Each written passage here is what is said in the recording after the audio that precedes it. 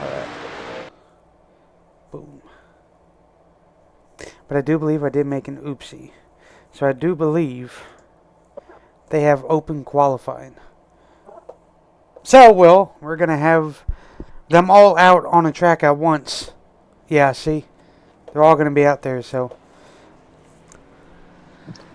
Well, I'm sure it'll provide an interesting starting grid. Some might be out of position than others. Yeah. But anyway, good evening, everybody. Welcome to the BNR Racing Network for the Season 4 opener of the BNR Truck Series. Alongside of me this evening is good old Will. Good evening, Will. Yes, good evening, Brian. Long waited for this series to get kicked back off. We had a lot of antsy folks here. So open qualifying, and like I said, I made an oopsie before. So we're gonna see how well this works for them. But Daytona, Will, we all love Daytona. We know that for sure. You never go wrong with Daytona season opener. They all like the original opener at Daytona. Last year we did a little something different. We switched it up, and unfortunately that was that. So we got a lot of new faces in the field here tonight. So that's that. Well, I'm going to have you go over a couple of key factors here. I'm going to pull them up here on the screen. So the first thing, Will, go ahead and give these guys the key factors of bump drafting. What should these fellow drivers know about bump drafting here at Daytona? Well, bump drafting, you really want to either be centered to the rear of the bumper in front of you or to the right. You don't want to really go to the left. If you go to the left, you're more than likely going to be hooking your competitor that you're trying to work with in tandem. Bump drafting can really excel the lane that you're in or that you're trying to work with. It has shown previously in the past that sometimes if you do lock bumpers, you can kind of go out to a slight advantage, but the field might just swallow you back up once you do kind of break away from the bumper. But bump drafting almost always been a thing since drafting has been a part of racing as far as stock car racing, and there are some that do it way aggressive than others and some that don't do it enough, I guess you could say. Yes. The next thing, Will, is friends and enemies. So how would these fellow drivers round that out? Well, sometimes if you kind of don't really like racing around somebody, you sometimes have to work with them at a plate track like Daytona, Talladega, even the New Atlanta. You kind of got to work with them just to go through the field.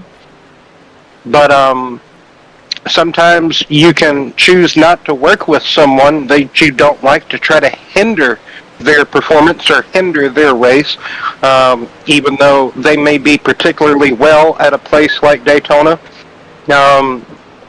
You kind of can hopefully set that person in the back of the field or in the back of the pack, but hopefully not make them, advance up towards the front of the field. That's one way about going about it. Basically, choose who you do and do not work with.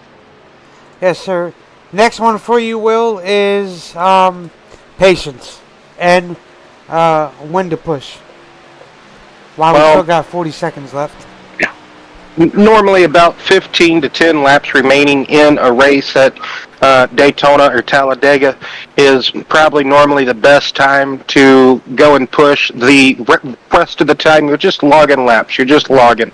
And at a place like this, it's very, very keen to be very patient. You don't want to get too antsy right off the get-go, get caught up in something of your doing or maybe not of your own doing. So patience is very much a key factor at Daytona. So just got to see who actually rides that patience card. Yes, sir. Well, as we see here, we got 75 degrees, 52% humidity, partly cloudy, 9 miles per hour wind. That wind might play a big factor here tonight, Will, on that backstretch. 100 laps. They get unlimited sets of tires, 80% fuel. And now we will wait for the starting grid to finish off here. Ooh.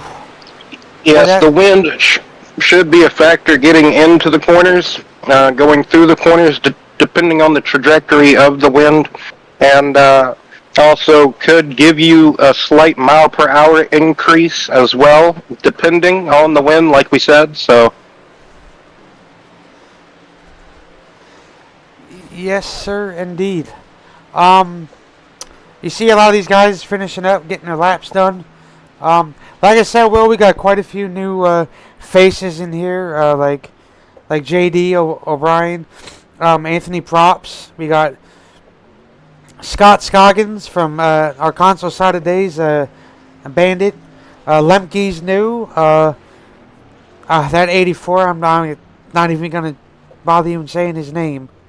That's going to be a name that we'll have to get used to, which will be Brock. So we'll just call him Brock. So, anyway, we'll go over our starting grid here. So, seems like one of those names you would prefer them to say. Yes.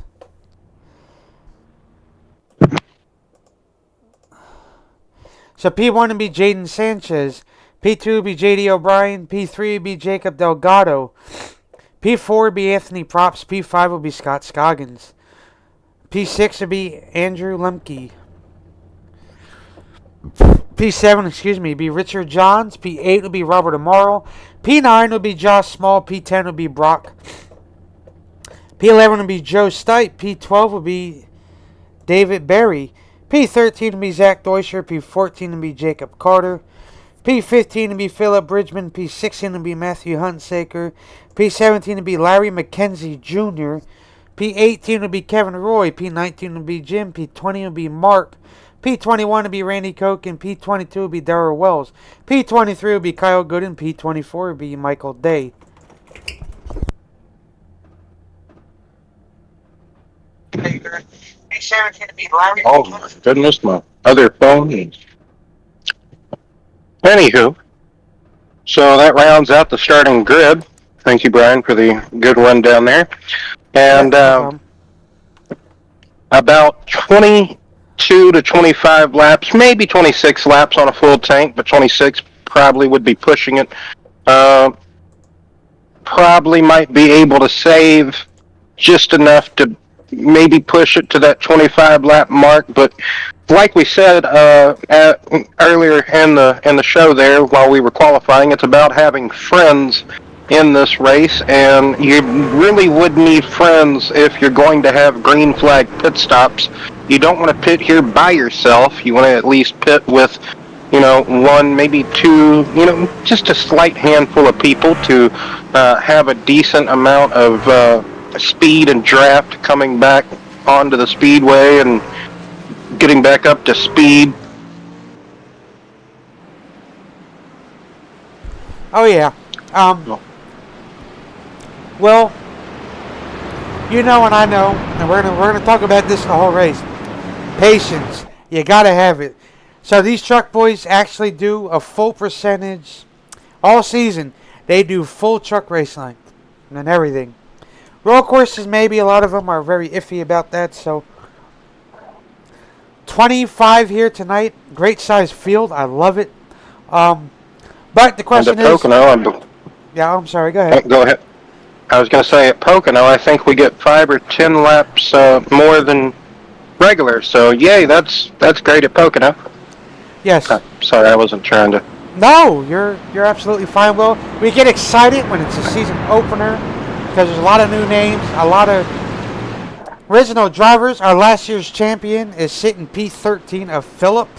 So, Will, do you think when it comes down to that nitty-gritty at the end of the season, do you think... Oh, wait, first I'm going to ask you, who's going to be your sleeper pick? Sleeper pick for today's race? Oh, man. I would have to go with the 77 of Robert Amaro, starting up there inside the top 10. P7 for Robert Amaro starting here this evening, so that would have to be my sleeper. Alright, I'm probably gonna go with Scott Bandit Scoggins. Anyway, green flag is out, Will, as they get ready to take the green flag here this evening at Daytona Super Speedway. Jaden leads the field 2 green.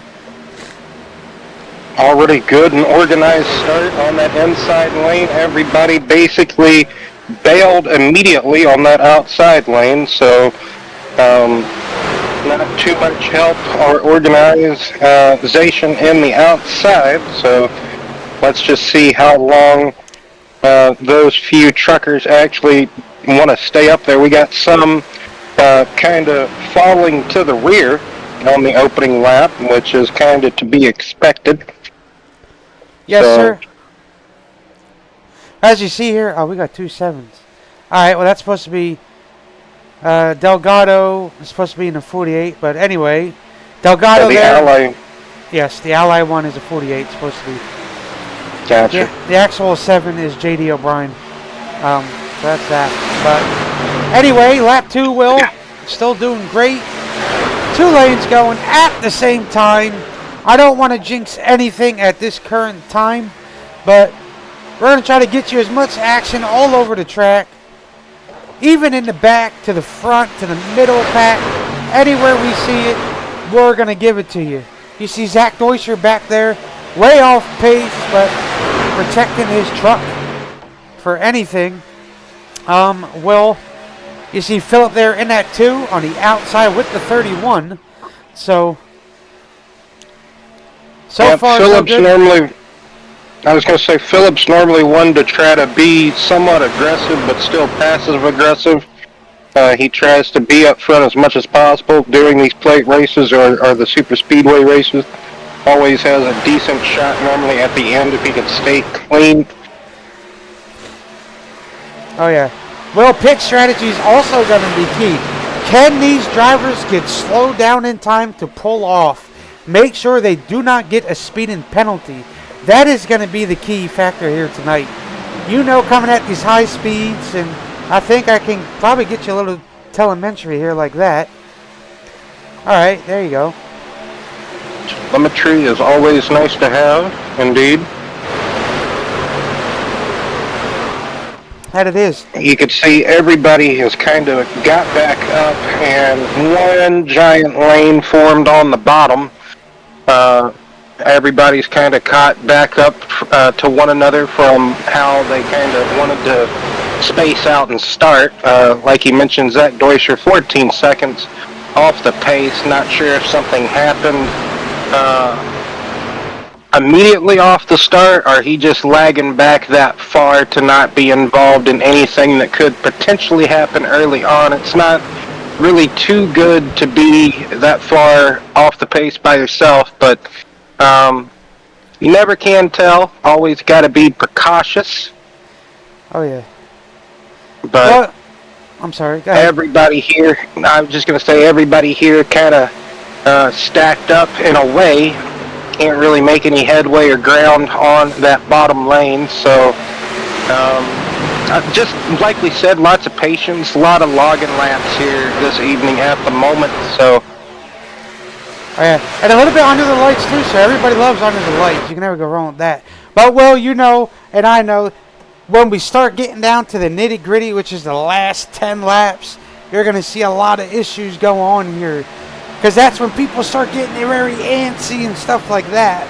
So, we'll probably see a lot more of our action come in between those last closing laps. Right now, we're going to be fluctuating just like this. Try to get both lanes going. Who can work with who works best with selective others. You see there, you got the brothers in here of the Berries. You got Mark and Dave. Dave's new partner came in. He's in the 20 truck of Day. So it's an honor to have him here too. I like to see it. I like to see all new faces and not the same original ones every season. You know what I mean? Sometimes you want to try to work in the newbies with the core guys that we have to help them build. You see Jim there, or whoever that is back there. all loosey-goosey.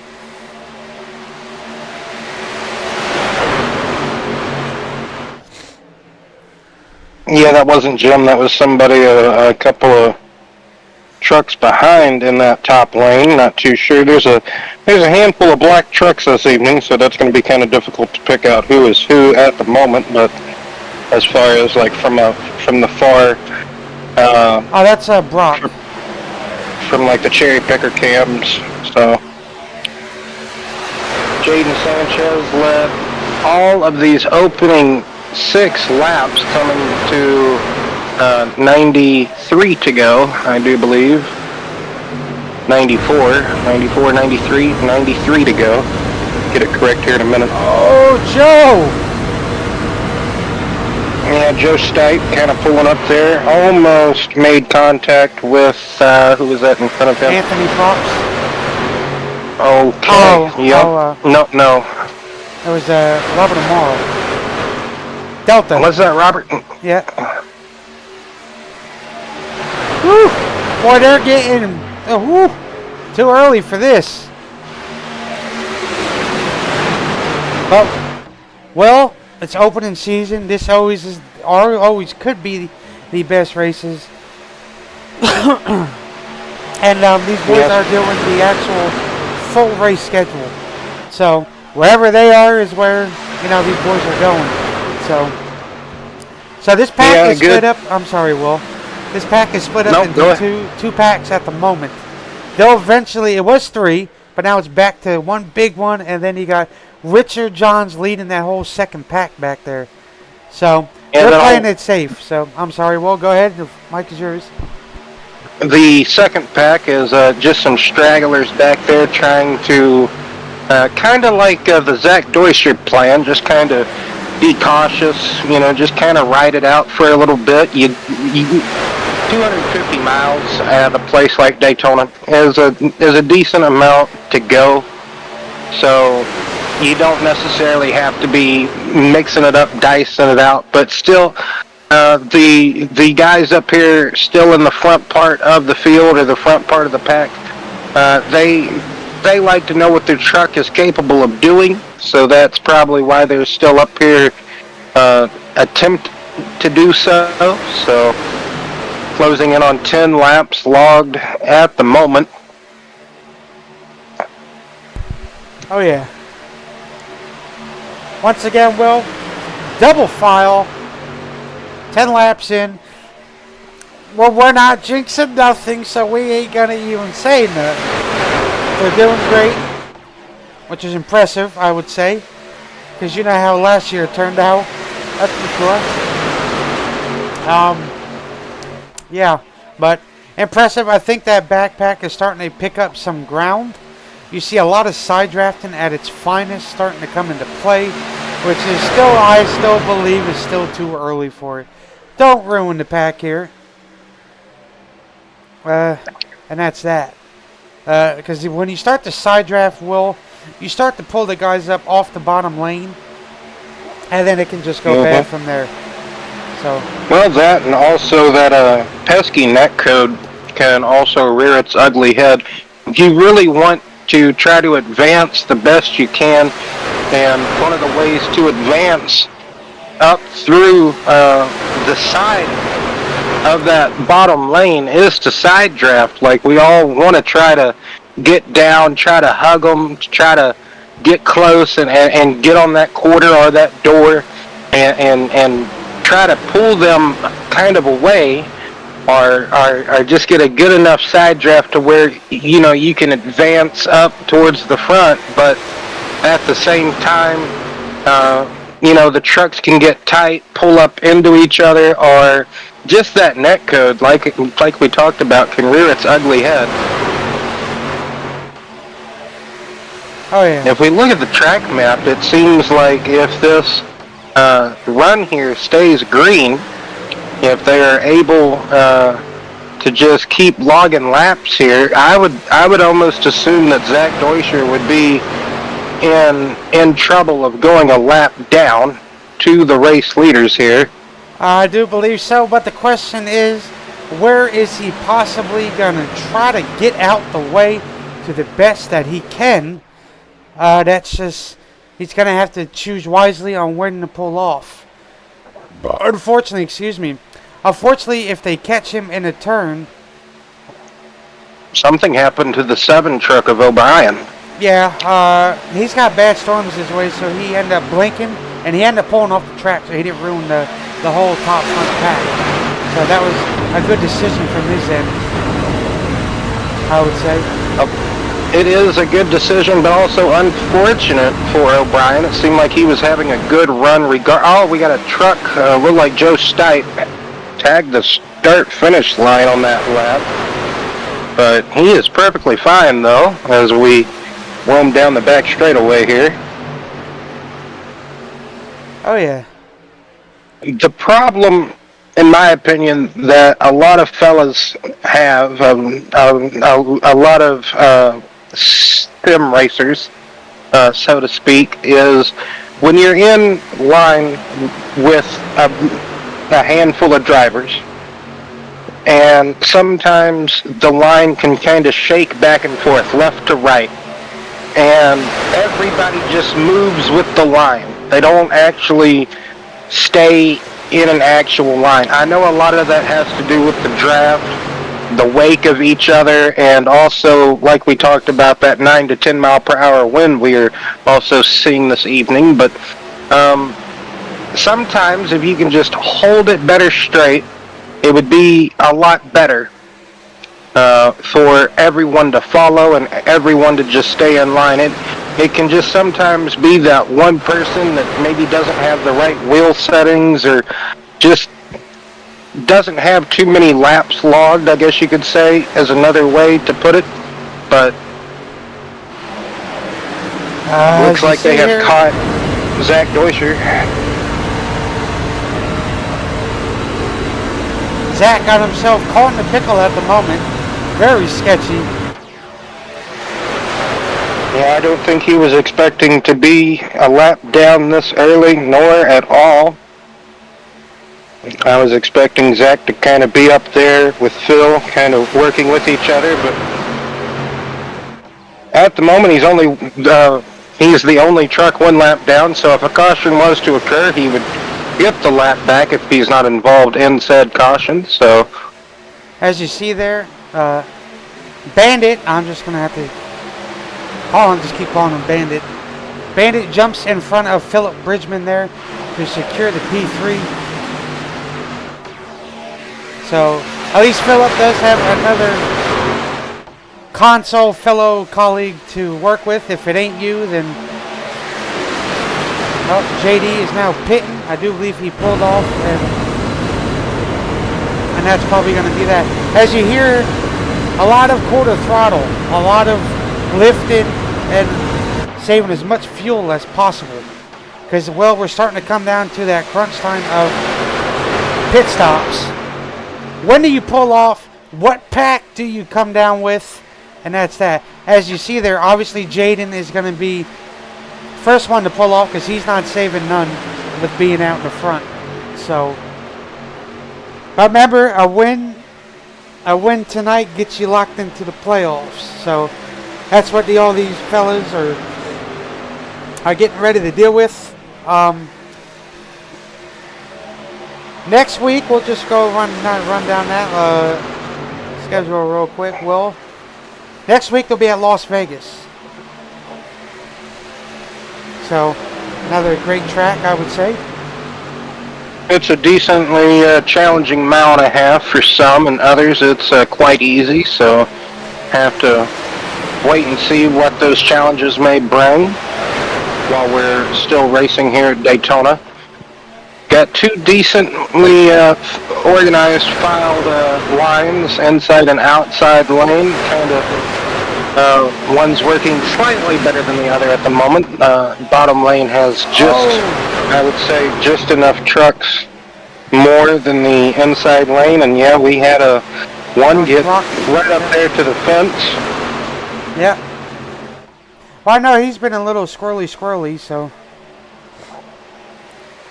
majority of this run, but maybe he can get that figured out.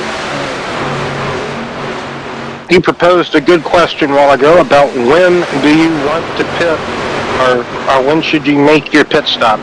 I always, whenever it came to a super speedway race, I always would try to go as long as possible, and that meant that hopefully my final stop I could make it to where it would be basically right there within the fuel window to where I'm going to make it to the end. No worries, no trouble, there it no is. problem.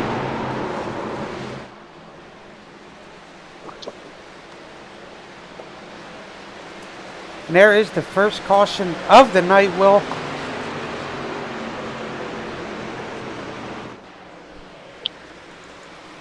Oh. So it looks like they were coming around to pass O'Brien. O'Brien got back out on the track. He was 5 laps down, and he was staying out of the way. I don't know what happened for Scott Scoggins to... He was getting a good push from Robert Amaro, I do believe, and when they came up to O'Brien, I don't know if it was net code or what transpired, but Scoggins' truck just kind of went into O'Brien's. Okay, he kind of was given a really aggressive push by Amaro. I don't think Robert was, in a way, trying to push him that aggressively, but at the same time, I think Scott wanted to try to attempt to lead that outside lane,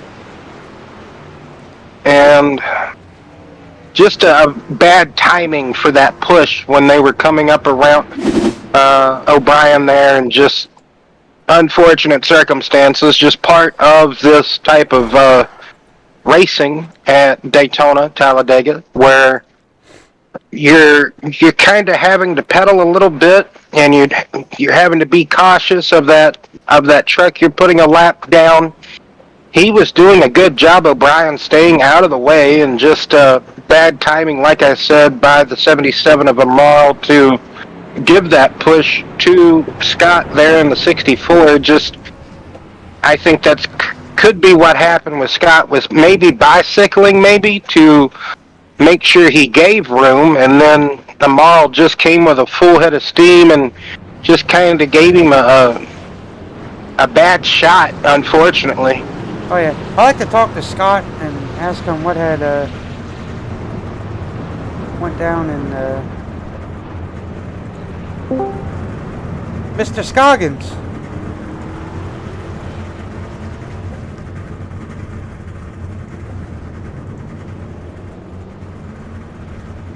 Mr. Scott?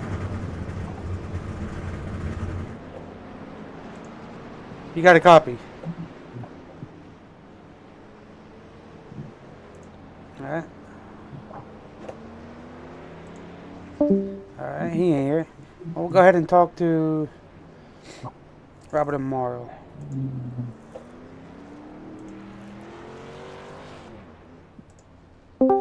Robert Amaro!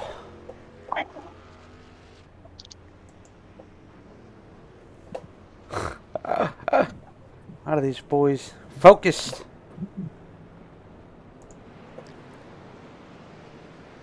Delta, you got a copy?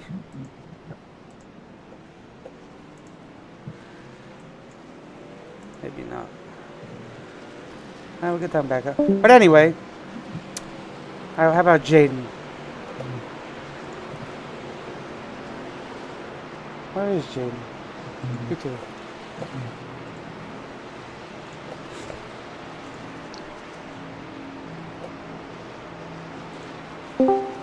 Jaden, you got a copy? Yes, sir, I do. How are you? Oh, there we go. We got somebody. Doing all right. You led the whole first part of those laps. Now I do see you're probably... okay, you're going to sit P2. Why you guys are coming in green? Anyway, how's that truck doing, and how is it handling being in the front? It feels pretty good. I could take shots from the 48 of Jacob pretty well. It's a little interesting though, looking at the 5 or 84, but he's damaged, so and I don't think he pitted, so it's gonna be pretty interesting to see how this all plays out though. Yes. Well, all right. Phil, you got anything for Jaden?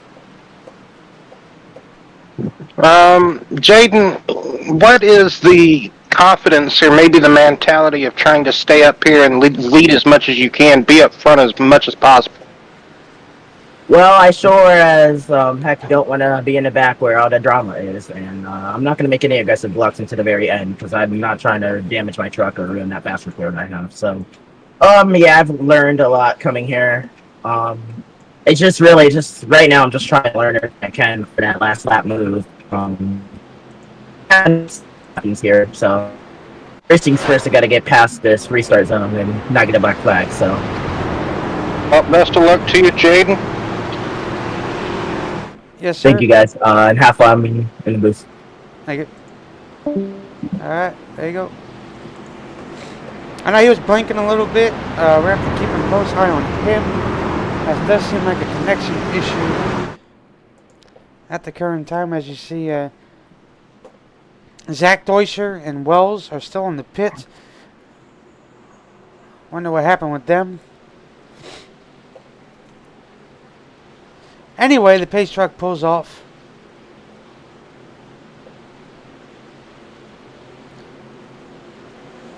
Yeah, this might be a kind of a head-scratching move for the 84 truck. Wow. Brock, you said there. I was going to try to attempt that, but I seen that coming. Another caution.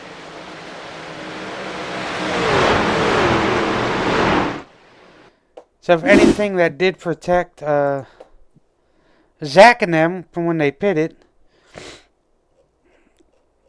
Looked like 87 got caught in the middle.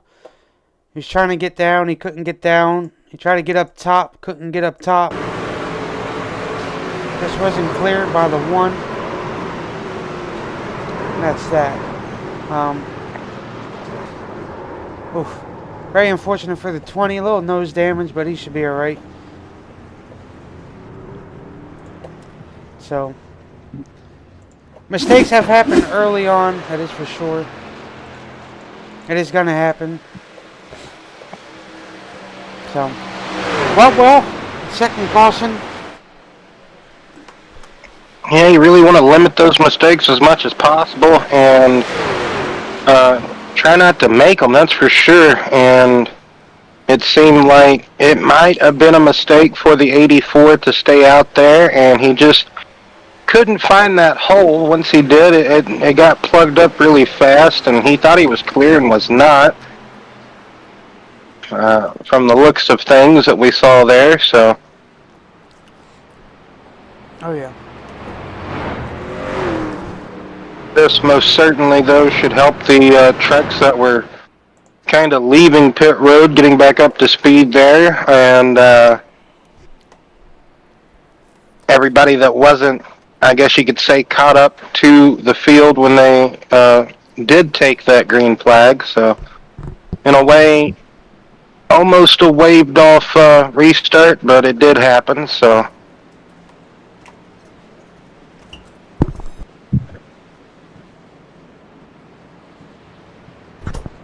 Oof. That's interesting. They all came down again.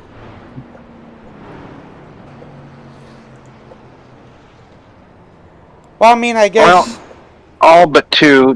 Delgado stayed out with Barry, one of the Barrys, and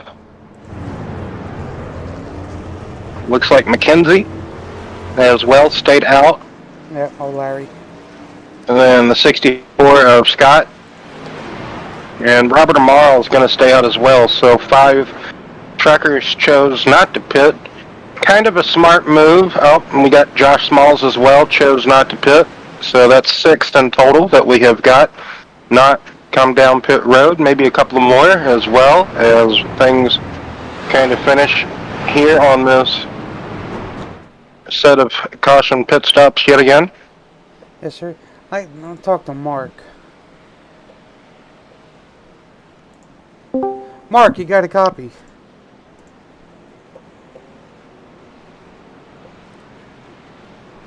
No. Mark Barry. Yes. Hey, Mark. It's Will and Brian up in the booth. Just checking in on you. How's the race going from your perspective? It's going pretty good. Just trying to stay out of trouble.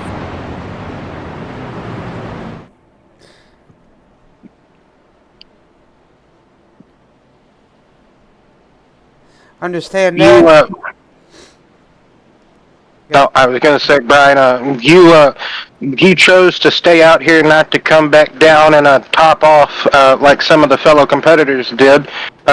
You think maybe perhaps staying up front now, if you can stay here, is the wiser choice instead of being back there in the pack?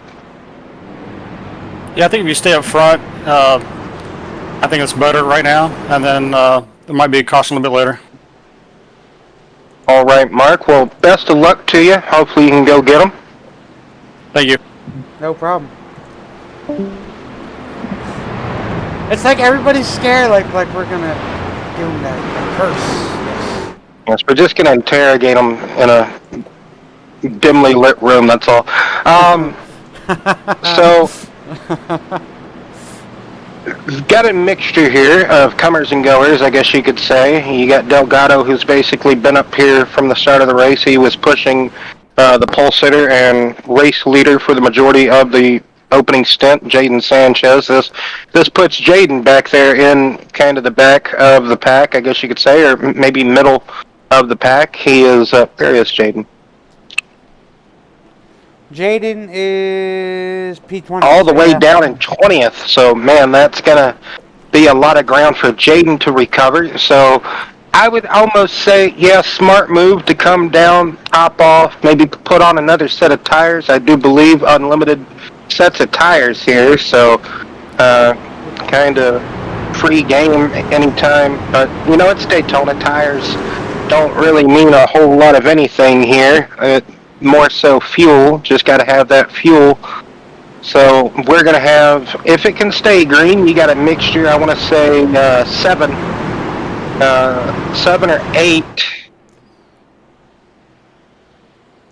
or 8, maybe 9 that stayed out. I think Bridgman might be the first one that came down and pitted.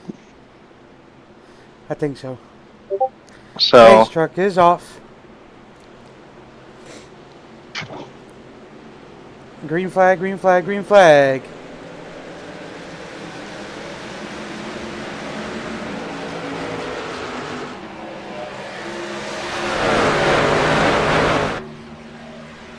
As they get up to speed going into turn 1, McKenzie with a great shot. Gets by there.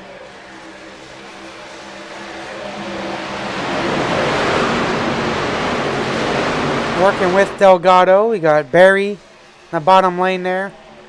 You see there, Zach is still pulling back, hanging back. But he says, I don't want no part of this again. So, well, are we going to see these two lines form up again fast, or are we going to see a couple up? Somebody, oh, he must have gotten a black flag.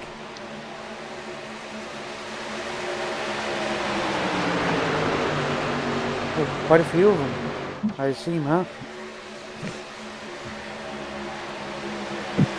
yeah, maybe Delgado didn't go when he should have in the restart zone, perhaps. Maybe good possibility, chances of that. Maybe it looked like he kind of lingered and then finally went after. So good possibility that he might have drawn a penalty from that, if that is the case.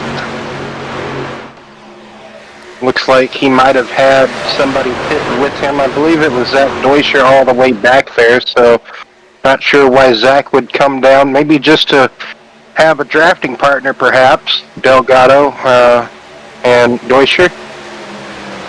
Oh yeah. But yeah, this is a interesting front pack here with everybody still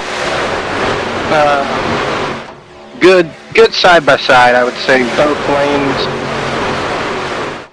organized for the most part, and then you got some of the truckers a little bit further back in the pack that are just still undecisive or just logging laps. They don't know which lane to be a part of. So No, they don't. as you see, Robert Mall leading that outside lane, getting a good push from that 6 truck. That outside lane really organized, I would have to say, more organized than the inside lane.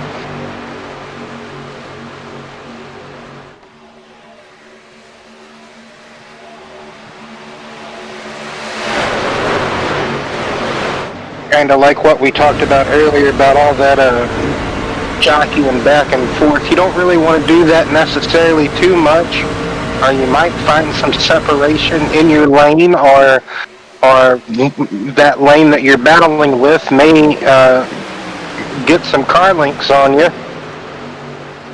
You want to be very careful with how you're trying to proceed your lane that you're in. Oh yeah.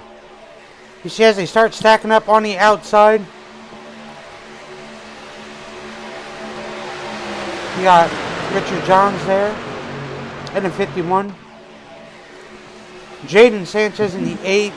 Jacob Carter in the 22. So, a lot of no names up here in the front. Question is, how long before they all get separated? Or how long If they before? even do. Exactly. Or how long is it before next caution? Scott had a moment there in his, I almost said 46, in the 64 truck. Almost got turned around off the apron there in turn 3, but he gathered it back up. Great save, and everybody behind him was able to chuck up for him, so they clearly saw or were able to see what was going on with the 64. As this bottom lane kind of fights back now against that outside lane.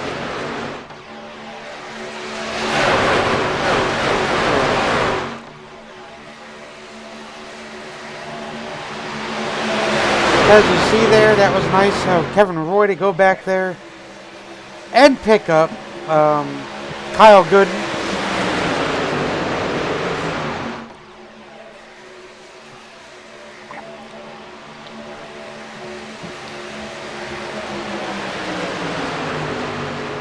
Yeah, we got Delgado and Deutscher 1 lap down apiece. Those two completely, basically, almost a half a track apart from one another. And like you said, Kevin Roy and Kyle Gooden, they're kind of riding back there. They're ever so slightly. They are the last 2 trucks in this decently sized pack here. You see the ones that are single file behind the double file, and then those last 2 that are just outside the picture frame are Gooden and Roy. I would always have to say Kevin Roy, no matter, it seems like just about any track he races on, he seems to try to always be there at the end. So never count out Kevin Roy, that's for sure.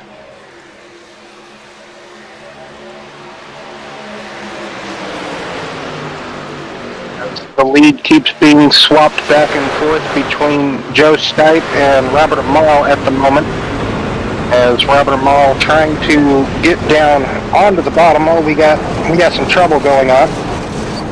Richard Johns is in the wall there, keeping her in the wall. Great job by those.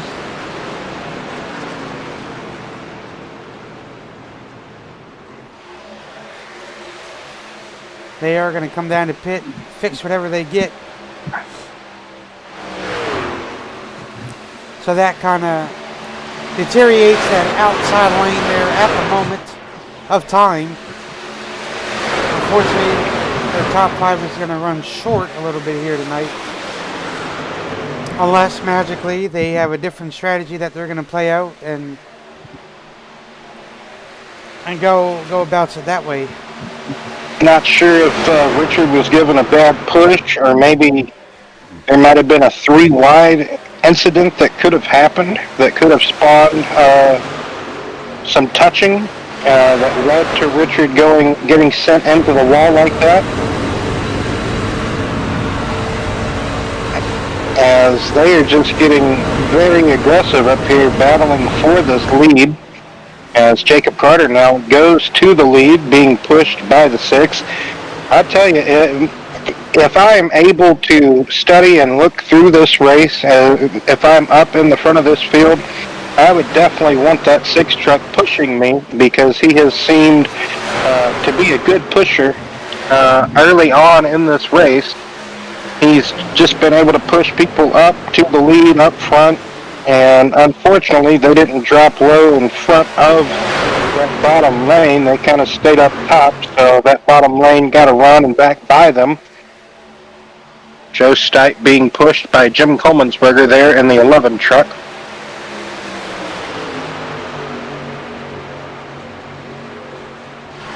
Oh, yeah. Side by side once again. 37 of 100 complete here tonight. But I will... I'm sorry. Go ahead, Matt. I said, a couple of these guys used their quick fixes a little early on, so hopefully there ain't another big one up there in the front. So I hope not. I'd like to see these boys get it out to the end. I see Zach did back out, and that's that. Or Zach, something happened to Zach. Not too sure what happened to him at that certain time of things. So. Oh, Jim. Could have been a connection problem. You see there, Joe Stipe jumps up to the top with Jacob Carter.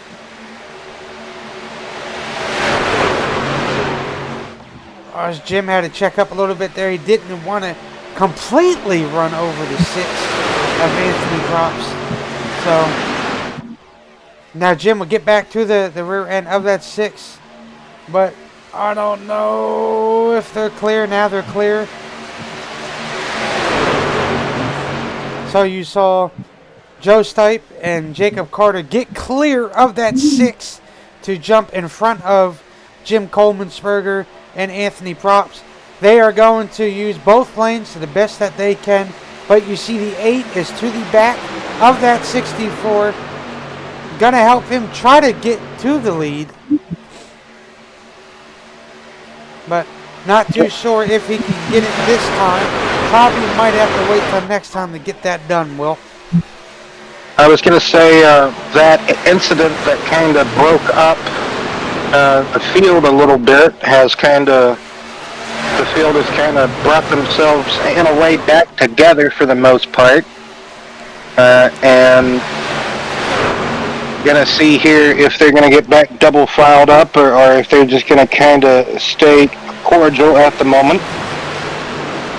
As Jacob Carter gets a peek underneath, I believe that was Joe Stipe. Yes, it was. So...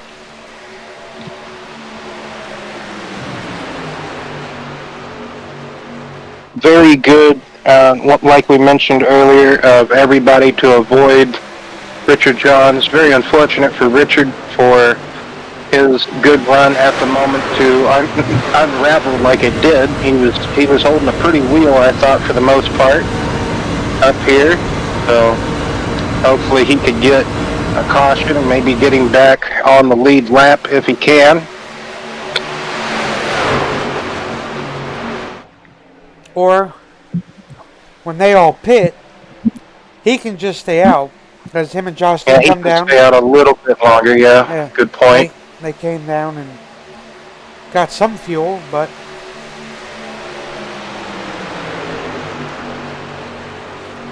Don't know how long that'll last. Because now you're way off sequence with everybody else. Which is never a good thing.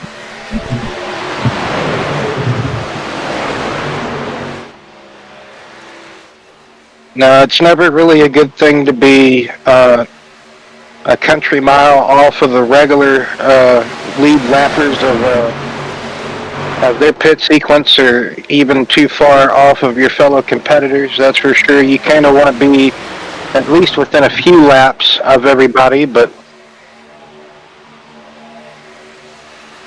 we've got 11 drivers all within a second of one another, and then 2.25 seconds is the gap from first to, I want to say that was 17th. So 17 drivers still on the lead lap, and that is the gap from first to 17th. Oh yeah. But the biggest mover of the night, I would have to say, Will, is that number 11 of Jim Kommelsberger up 13 spots from where he started. So out of that whole front pack up there and that gaggle of trucks there, well, now he's up 12 spots. So yeah, Jim. Go ahead. I was going to say, anything could happen though. So he might be the biggest mover right now, but anything could happen, and we won't want to jinx it for nobody here. But anyway, we'll go ahead and come back and take the floor. I was going to say, Jim normally is a guy that may or may not qualify. It's normally a 70-30 of where he doesn't qualify, and he'll just start from that position of not qualifying wherever it will put him, and he will gradually, normally, just methodically make his way up through the field on almost any given track.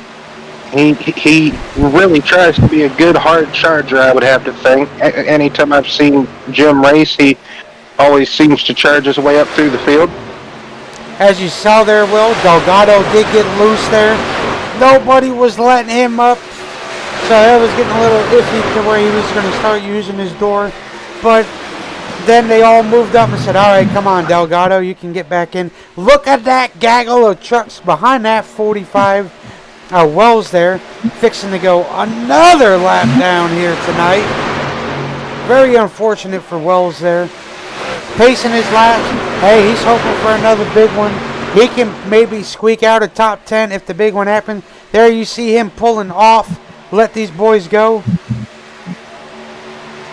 And that puts Delgado 2 laps down from his restart mistake he made. I guess we're just going to have to assume not going in the restart box as the race leader.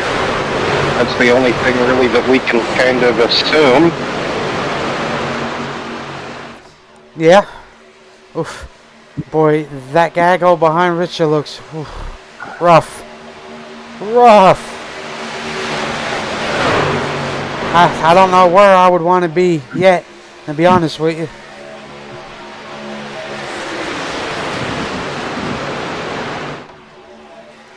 Yeah, it's just about anyone's game up here in the top 10, I would have to say.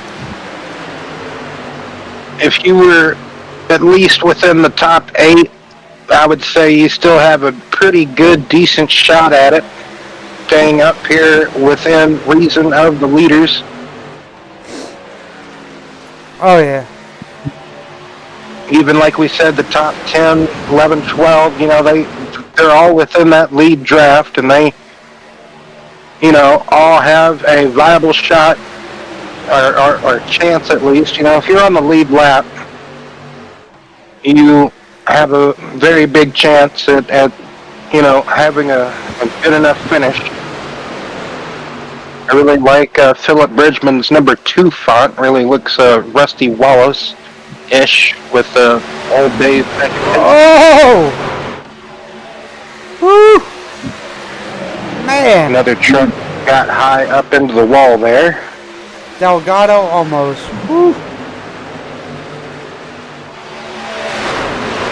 That's the difference between lap traffic plays a key. You gotta do your best to maneuver around there, Will, especially if you catch them in a turn. There's really not too much you can do, because you can't just pull it down the apron, because I don't think your truck's gonna stick down there as well as it would I actually believe being that on the was track. Wells in the Yes. 45.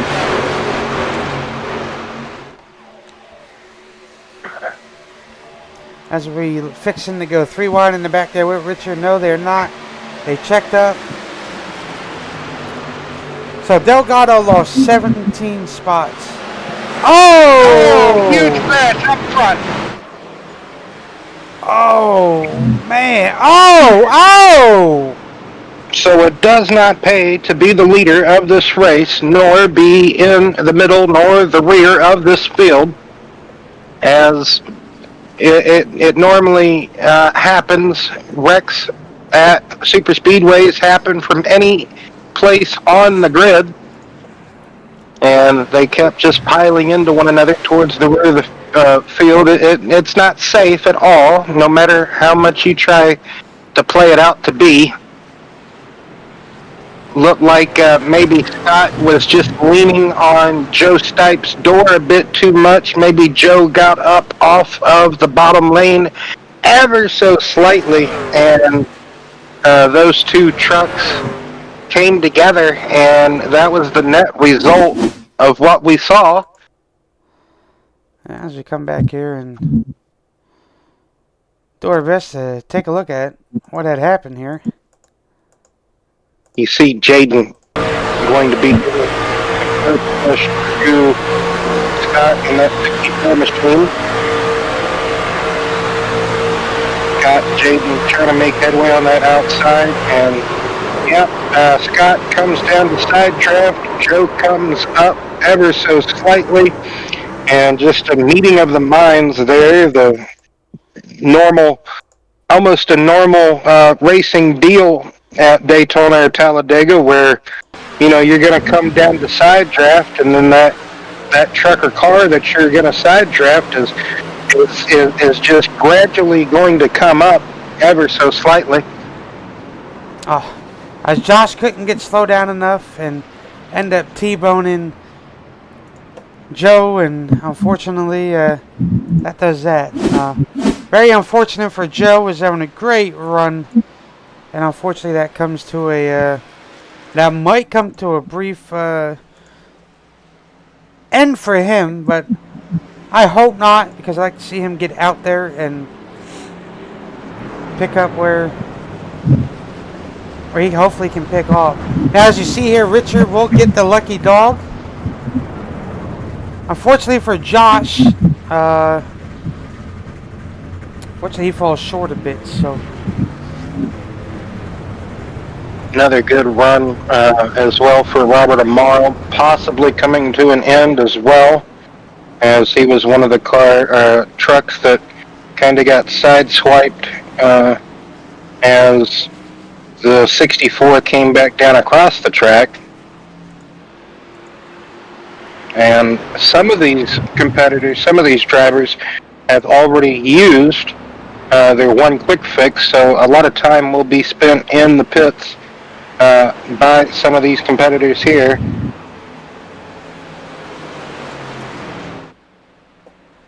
Yes. We'll go ahead and talk to Jacob Carter here. Mr. Carter. Oh. You got a copy? Got a copy. Oh, there you are. Well, Jacob, you were trying to push Joe and trying to keep him out front as much as possible. What really did you see from your point of view, from your perspective there, kind of what transpired? Was it really just those two trucks coming together, or what do you think could have been avoided there? Honestly, it was just hard racing. What happened is we went into travel, and I guess Joe thought he could get up just a little bit, half a lane, and it wasn't there for him, and it just sucked him around. Like I told him, I was trying to keep him up there as as far as possible, and unfortunately, he's going to the back. So, Well, let's talk about you for a moment. Seems like you made your way up here. You have a really nice Love's truck there going for you. Now that you're up here in the top 5, you, like you said, you were pushing Joe, trying to keep Joe up there as much as possible. What's the plan for you, Jacob, now that you're up here? Are you going to try to stay up here as much as possible? We've seen wrecks happen all throughout the field, so it doesn't really matter where you are. You can still be a part of it. So what's the rest of the mindset as you're going to now go to the other half of this race, Jacob? well, the mindset right now is once we get around 1 and 2, I'm going to drop down and I'm going to go to the back because it is unsafe here. It's unsafe right here, so I honestly don't want to be right here once the green flag takes place. Just a lot of bobbing and weaving people over here, and I'm kind of sketched out about it. Well, So you're a little under halfway, so actually you're over halfway. So get these laps just up over quick, halfway. and you should be all right. I'm Well, going to try. Best of luck to you there, Jacob, and hopefully you can crawl your way back up here once you do drop to the back. So hopefully it'll be a good strategy for you and pay off. I hope so too. We'll figure it out. All right, sir. Best luck to you. Thank you. All right. So you hear Well, that? we He's got going the to other the back. Barry. Yes, indeed. Don't know why some people just don't pull off now instead of waiting till the back straightaway, but that's just me. So the other Barry, like you said, the 2 Barrys, the other Barry, now up here in the 56, going to lead this field to this green flag on this restart as that iRacing Chevy Silverado peels off. And we will be back green here. As you see Anthony trying to get, possibly get down to the bottom to get behind the 56, but very undecisive at the moment. Then he had Jacob Hart in there, couldn't really get down. Everybody got down from that top lane. There he goes. You see And- Carter peeling off. I don't know what Kyle's doing. Oh, Kyle was trying to go to the back. Poor Kyle.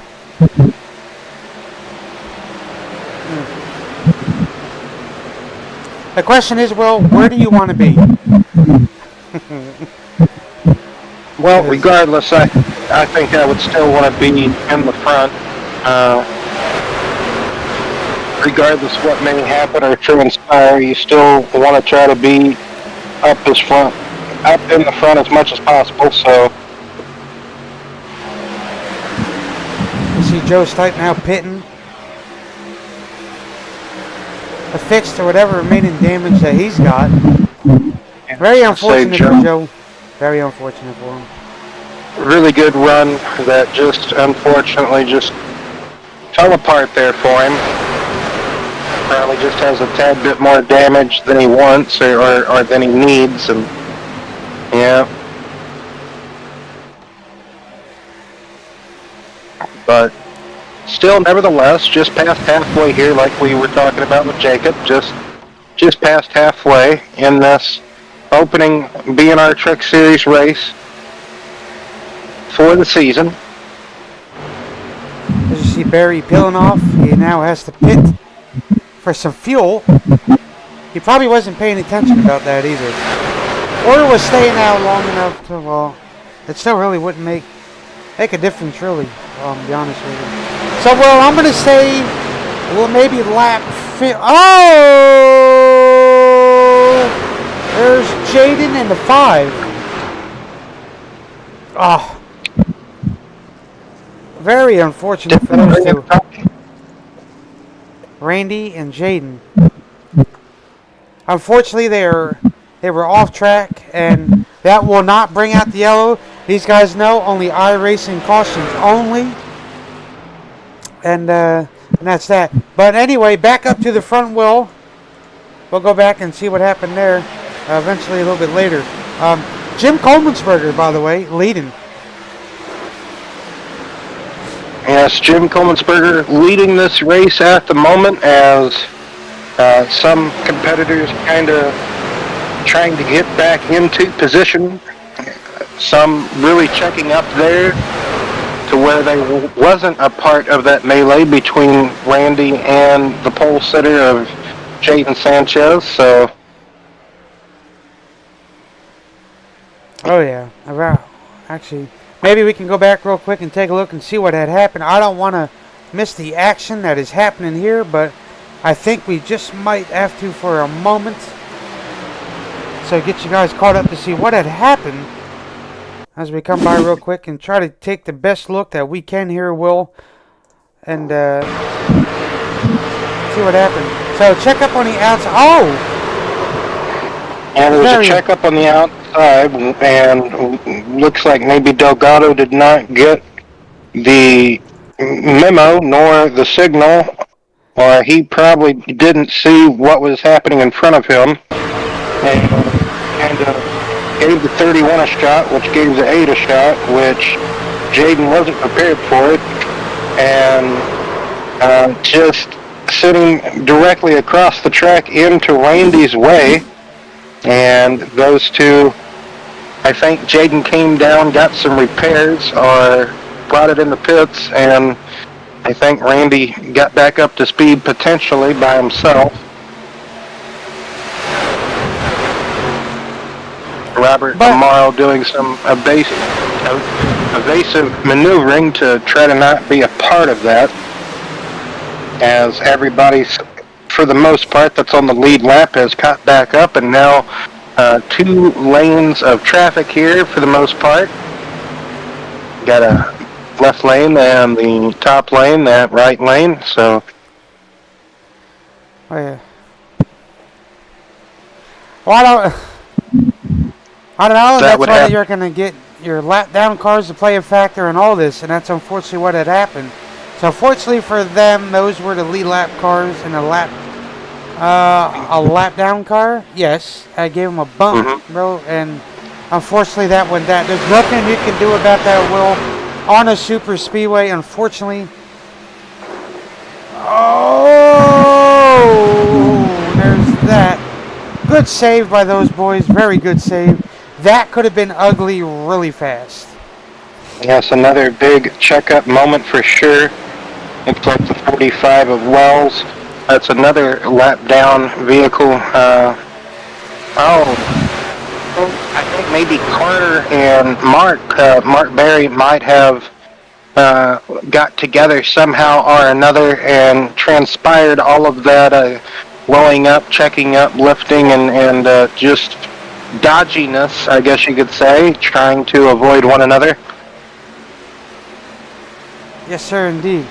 Well, next time by we'll go to our cutaway portion of the night, so then you can wet your tonsils and do whatever else you got to do. Oh, Delgado's getting loose down there. Oof. I was going to say, before that last checkup incident occurred, that this was the top 11 lead lappers, plus maybe 1 or 2 that are a lap down. As you see Delgado up there trying to really struggle and claw to get one of his laps back. I believe he's 2 laps down.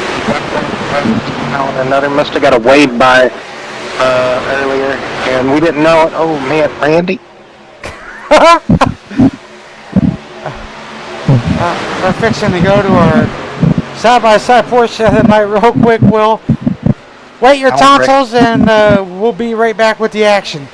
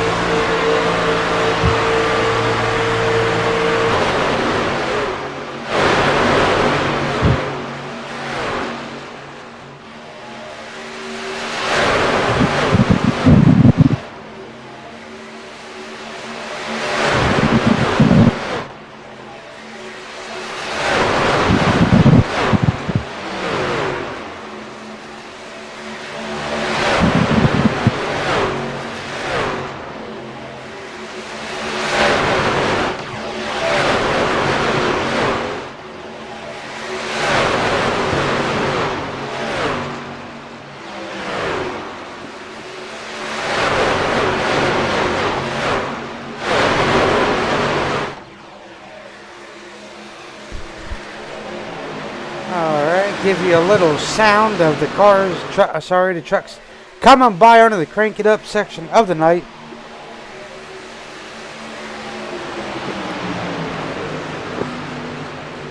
Richard Johns got back up to P3. But now it's fixing to get a little iffy here. Oof.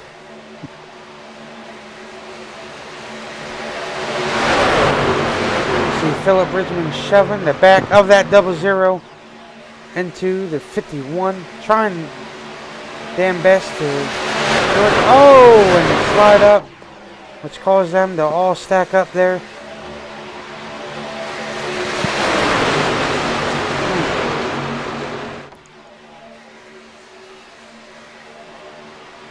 I ain't liking this. I would want to pull it out of line quick. If that was me. But who am I guess, right, Will? Yes, who are we to decide what's too aggressive or what's not aggressive enough, I guess, looking down at it all and just taking it in for the most part, just like all the other viewers. And most part, I would say, it's been, I would say, fairly calm, except for a couple of moments. Everything has still been pretty intriguing, and every now and again you've had an aggressive moment spark up or rear its wacky head, but just kind of like what Jacob Carter said earlier while we were talking to him, just really hard racing between everybody. Oh, yeah. Jim Coleman'sberger still in the lead. Richard Johns pushing him at the moment. Delgado up there currently, still trying to get one of those 2 laps back that he is down. You see Josh Small way back there, hanging back. Looks like Jaden Sanchez got back out there. Got back up to speed. He's only 1 lap down. I think he's 2. Says 1. Oh, it is 1. That's right. Okay. Yes, 1 lap down. Now, he's hoping for a caution to come out anywhere in there, but little does he know, if he gets caught up in it, then he doesn't get it. And so Dave Berry's the highest truck of lap down for these guys to race to get the lucky dog. Yes, and he's riding right there in front of Jacob Carter. Right there, Dave Berry slipped up a little bit. Outside drafting Robert Amaro very aggressively, trying to make his way. Delgado going to push him.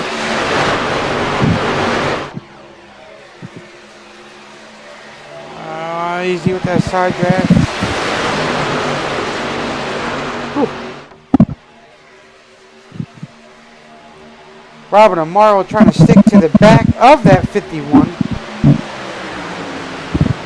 But the 51 is on that 11's back bumper, shoving him to keep him out there.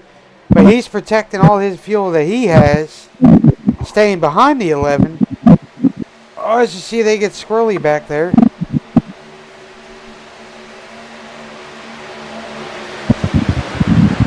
.30 laps to go, Will. Yes, 30 laps to go, and another pit stop guaranteed for everybody involved.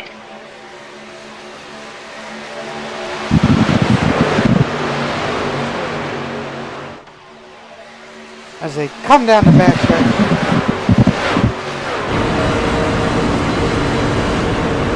right on board with Robert and Marl.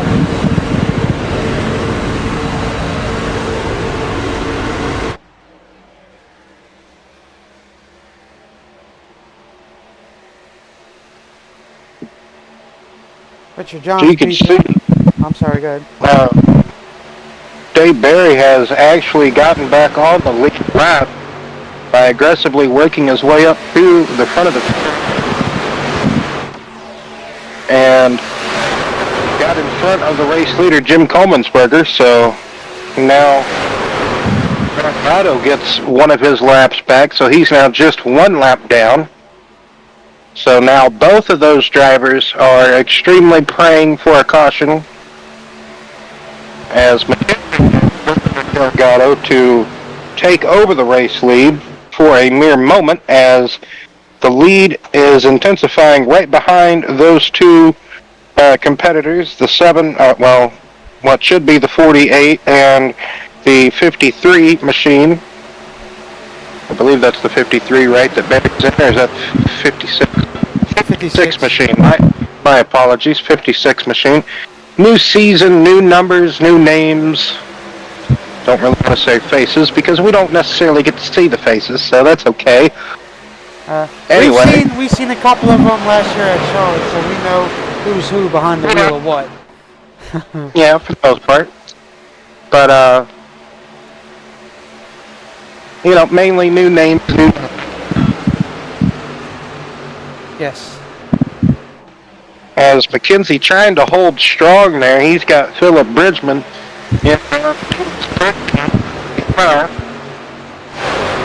Oh, your headset keeps breaking up a little bit.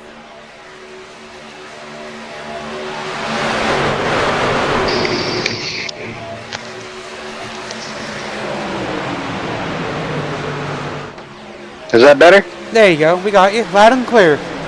All right, nice. Gotta love it.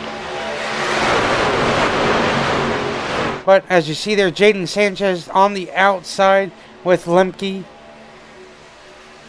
in that 31. You see Huntsaker and JD Pitton. So they're going to try a weird strategy, but we'll see if it works. I doubt it would get them to the end.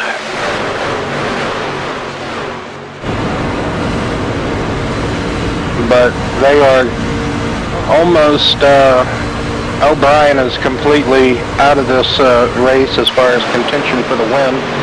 He is multiple laps down, and Huntsaker I think he just lost the draft. Something happened, I think, during one of those checkups, or when something occurred.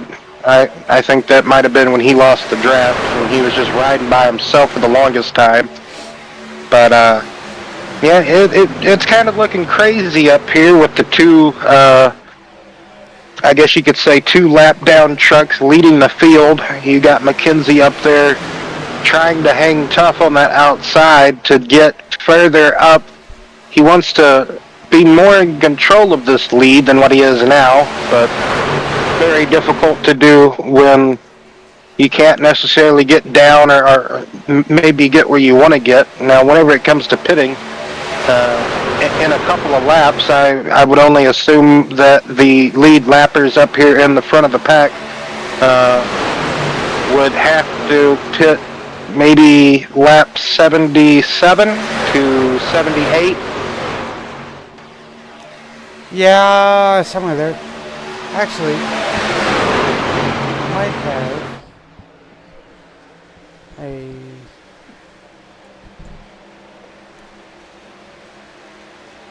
Oh, I don't have it on this one. Oh, here they go. We have pits happening now. Live action, green flag, scheduled pit stops here for a handful of these competitors. Jim Coleman'sberger, Richard Johns, Robert Morrow, Jacob Carter. Who else did I see peel off? Johns, Amaro, Carter, Coleman'sberger. I do believe that's it. Who's in the 20? That is one of the... That's Day. Michael Day. All right, Michael Day comes in and pits with him as well. Kyle Gooden, like you said. So basically a good portion, little over half of this lead pack comes in and pits.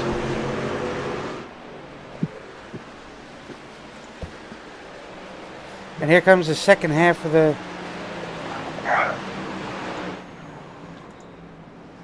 This nice second half of the bunch here. Looks like everybody in that first round of pit stops, everybody taking 4 tires and fuel.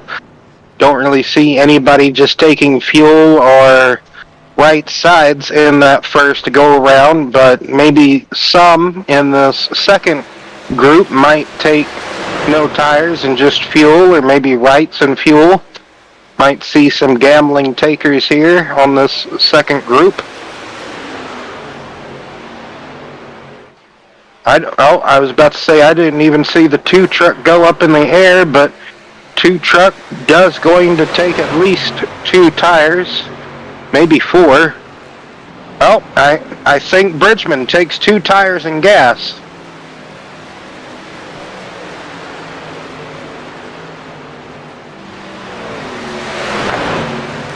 Now this second pack just caught these guys, but that's perfect timing for them, because now they sit 4th, 5th, 6th, 7th, 8th,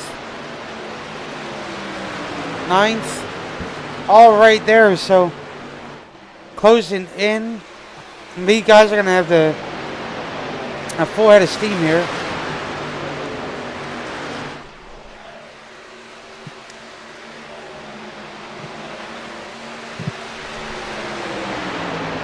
You see them, they're going to leave Kevin Roy out. That is glitched a little bit because it says Anthony Props is still in the pits, but he's not. Well, he is out there on track there with Phillip. Hovering around right there. So the 6 and the 2, they both take the same thing as far as right sides and just gas. So that's what gives them just a tad bit of a lead over these guys that came in before them, and it's going to mix it up just a tad bit here.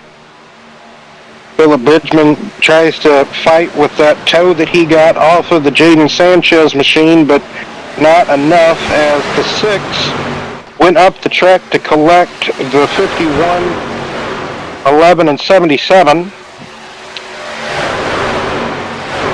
He went to kind of block that run that those guys had on the undercut. And everybody kind of in single file, as Kevin Roy was the first one to pull out with Jacob Carter and Kyle Gooden. They go to the bottom, but it was kind of too late. Richard Johns, Jim Comensberger, and Robert Amaro had them cut off at the pass, as Anthony Prost, like you said, just wasn't able to do any other defending maneuvers, one would suspect. Not able to pull it down the track to block the run of the 51, so good rebound recovery drive at the moment for both the 51 and the 77. 51 being involved in what we speculate being a shunt to the wall during a possible checkup in line, and then Robert Amaro, just innocent bystander, being struck a couple of times. Well, we did a lot of practice with Kyle Gooden because he wanted it, so we've done a lot of it, especially me. Well, you know how aggressively I can push on these such tracks. So I got Kyle used to it all because that's what he wanted. As I said, I'm sure these boys are going to rough you up out here, so you better get used to it. Prime example, Phillip. You know Phillip's a hell of a pusher too as well. But the thing is, you tell Kyle to protect that bottom line. This is the highest he's been all day, P5, so good for him, a good run by him at the moment. Let's not say anything more. We don't want to upset him. You see right there, that little wobble? Oh, man! I think Phillip might have accidentally got into his left rear there. and kind of send him up the track, but so the top 9, this is the top 9 that are on the lead lap, and they are all separated by a second and a quarter, all the way back to Kevin Roy. Now, there are a few trucks in this gaggle here that are a lap down or not a part of this equation, but they are kind of making it a part of the equation by just being up here. There's a 31 truck, but there's not a 31 truck on the scoring tower. Who's in the 31 orange and black truck? It Like, says he's what supposed to number? be 16. So he's the first car lap down. So he's That's out there. supposed to be the 16. Yeah. I've been wondering that all night here. Me too. I've been looking. I'm like, who the heck is in the 31? So that is That's right. Flakeem. Lem- How do you pronounce that? Lemke. Okay. Anthony Lemke. All right. You're right. I Okay, got so you. there's 2 Anthonys in this race? There's an Anthony Props. There's an Anthony Lemke. Okay, wow, okay. And then when the other Anthony gets in PC, there'll be 3 of them. I was going to say, they just, But the other one is you know. Moscato. Oh, Yeah. Jacob got forced 3 wide in the middle. Oof. Oh, he just barely had enough room to pull up in front of Anthony Props there. But slowed that momentum way down. Now, these couple of trucks are just going to get bogged down by the lappers that are still a part of this. Jaden Sanchez and David Barry there. Yes, which shoved Jacob Carter off rhythm, well, from Anthony there, as they were trying to get that second lane going. But that is the problem with super speedways, Will. The lap cars play a big factor. They are going to go up there and race just like they're on the lead lap. Unfortunately, that is part of racing. There is nothing you can do. Now, I would understand if you're like multiple laps on why be up there and why ruin the race for others. But unfortunately, oh, Delta. Great save.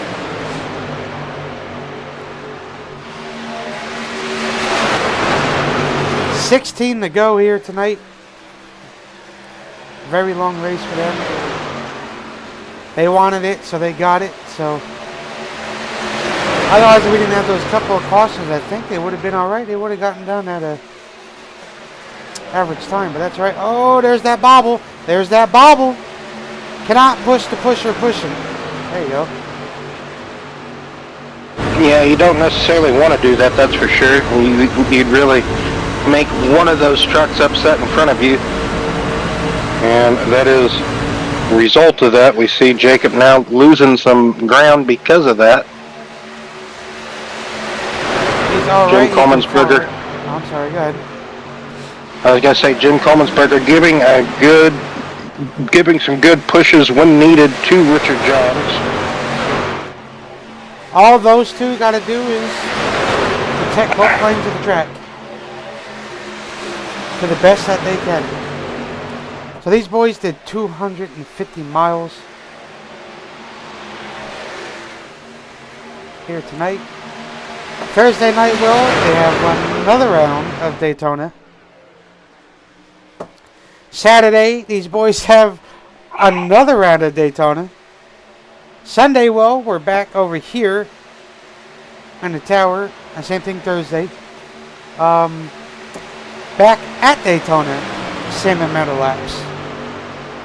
But cup car style, so obviously going a little bit more faster than what these hound dogs are doing. So it's going to be a good one. Yes, one can only hope, and just hope that all these races in the upcoming week and weeks to behold can be really good races. That's for sure. Daytona normally provides really good racing as far as side by side or good finishes as well. So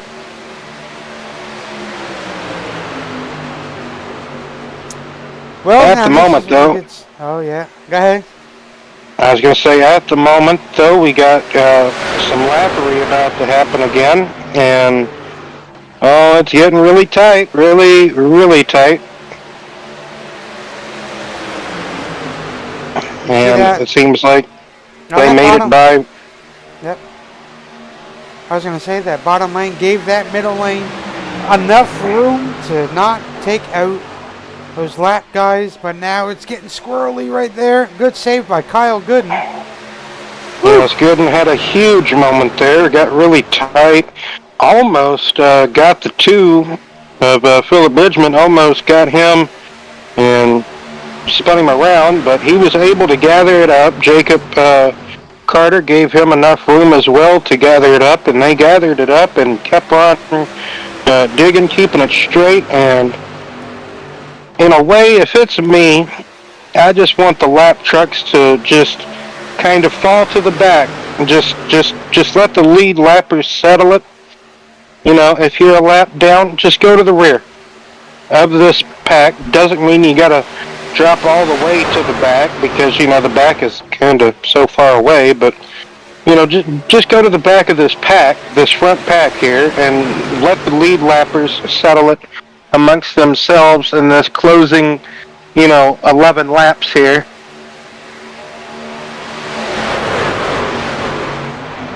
Yes, indeed. You're starting to see, Will, they are now getting antsy. Like I told you. Oh, just like that. Oh! Caution is out. Just like that. I told you. Antsy is the word.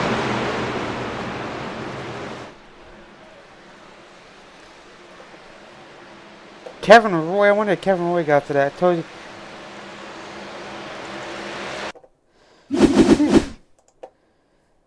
That was one of the berries.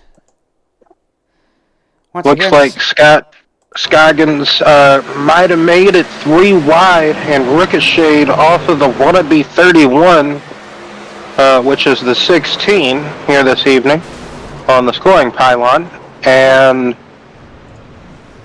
ran up the track and gathered Mark Berry, who was having a good run. He was inside the top 10. Yes, indeed, that is what transpired here. And I think Kevin Roy got a piece of it. I think he got nipped in the right side and sent up the track a bit. So maybe a 5-truck wreck here. 1, 2, 3, 4, 5 maybe? Oof. I do believe so. That's what it looks like, I do believe. A lot of debris out on the track. One, two, Kevin just got tagged by the 00 there in McKenzie. 4.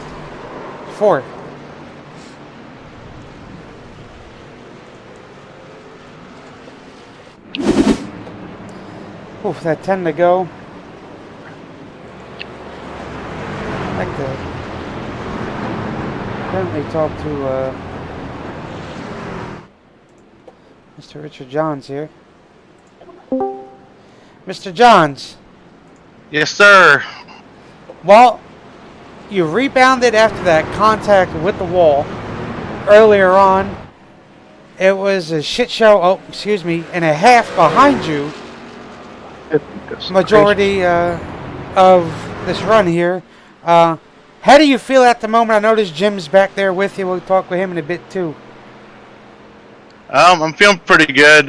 Me, Jim, Robert, and Kyle were kind of doing the dance there, trying to stay in line, and we were working with each other and trying to get the best possible finish. Then the caution come out, so now it's going to throw a little wrench into it. But see if we can all get in line and get her to the end. There you go. Well, you got anything for Richard? Well, Richard, like you mentioned, you guys were working together pretty well. Had a great pit stop with everybody. Came back out, got back in line, organized, and you guys kind of captured the lead there. Like you said, you're going to try to work back together in the closing laps. But who do you feel might be the biggest threat behind you? Behind me, I would have to say probably Jacob Carter. He was working with us, and then when Jaden and the other lap cars got to the outside, he kind of jumped up there. We'll see what happens here, but he is a couple cars back, so that's what we got going good for us. Well, best of luck to you, Richard. Hopefully you can keep it clean and out front the remainder of this race and see what might have to come at the end. Appreciate it, guys. No problem. All right, we got to do it. Jim. What's happening, brother? Well, P2, I see you and Richard. We're locking it down there. A lot of weaving behind you, boys. How's that truck doing, and what's going to be your strategy here on out for you and Richard being up here in the front? Well, like I said to Richard, I'm not in for points, so I'll just try to race with them, do my best to stay with them and push them to a win. But if Kyle gets out front too, I kind of want to push Kyle too for his first win. So I'm basically going to try to be a good team member. Yes, sir. Well, you got anything for Jim? Not here for points. Well, so does that mean you're not going to be here the whole season, unfortunately? Unfortunately, my job takes me to meetings, so Gotcha. Understandable, Jim. Well, it's great to see you here nevertheless, and when you do make your appearances here, always great to see you, Jim. So best of luck to you in however you can finish this race, Jim. I'm going to do my best just to finish it. Indeed. Well, but like I said, I'll push either of my who I think are teammates to me, and we'll do the best we can to lock it up. Well, good luck to you. You've had a good run all night so far. Hopefully you can finish it with a good top 3, or hey, even hopefully a win. Something. Yeah. If I can get the win, I'll get the W. But I'm not going to screw anybody to get it. Well, 10-4, Jim. Good luck to you. All right, best of luck, guys. Thank you. Yep. There you go. And it'll be one of the two up here in the front. He'll do his best for, and oh well. 8 to go.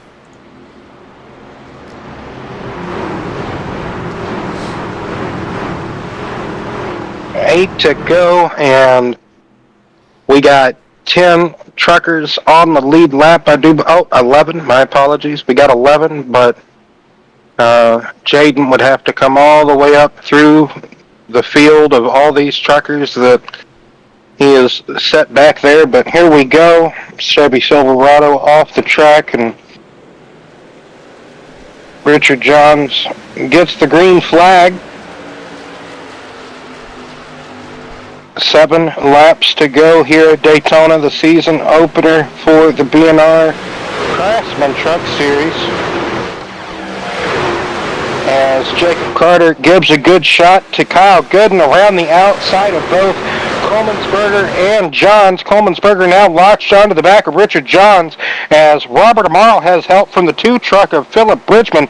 Tandems all the way around as the 6 of Anthony Prost tries to get help from somebody, but he just doesn't know who yet. Now Coleman'sberger and Johns tries to go back around the outside of Carter, and oh man, Gooden holding it down to the bottom. Looks like Richard Johns. Something happened to Kyle. Yeah. He's in the pits. The guy must have got spun in the pits. Yeah. That's that hard pushing. I think he went there on his own. I don't think he got pushed. I don't think Jacob touched him. We'll have to go back and look at it. I don't want to pull away at the moment. Yeah, I don't know. Man, sucks for Kyle. He was having such a good run there, Kyle Gooden, in the 57 machine, but just unraveled there at the moment for him. If they can make a caution happen, he might stay on the lead lap, but I doubt it anyway. 5 laps. Back up here. Oh, huge crash. Richard Jones went up and the more. block. Wow. Robert Amaro, bad block gone wrong. Yes. The 6 was giving a real good push to the back of the 77. They were making a lot of good hay on the outside lane, and Richard just mistimed that block altogether. Very unfortunate. I was gonna say that would have worked good if it stuck, but If it would have been a bit sooner, maybe. if I was Richard, I just would have stood on the bottom.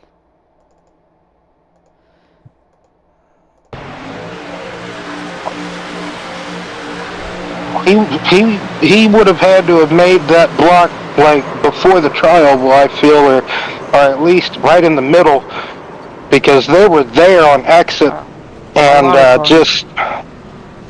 lot of trucks that were either trying to get a lap back or get themselves back into position.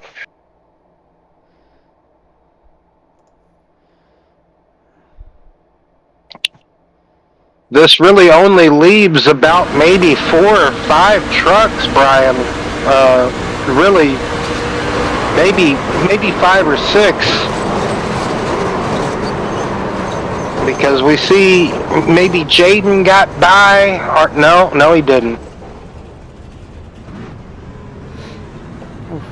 So Colemansberger, Carter, and Bridgman are the 3 that dead away, like, got by no problem. And then after that, it's just a guessing game, really, of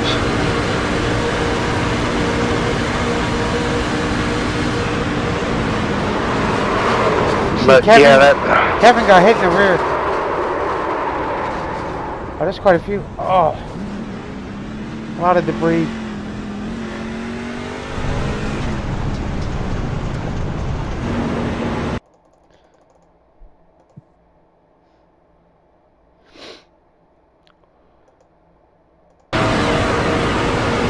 Mark Berry got hit, but I don't know how hard, how much damage he may actually had sustained there, but he was able to gather it up and keep going straight.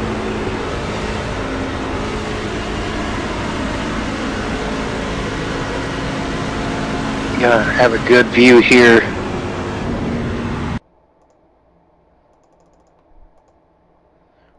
Yep.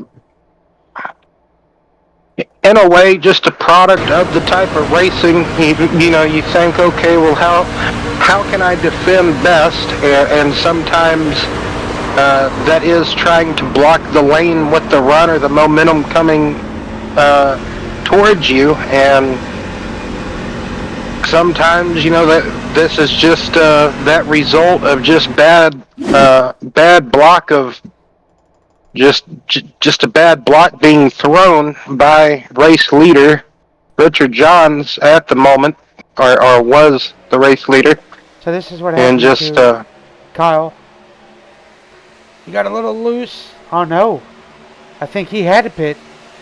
Yeah, just for some reason Kyle just had to make an emergency pit stop, or maybe he could have got penalized on that restart, and we just don't know it.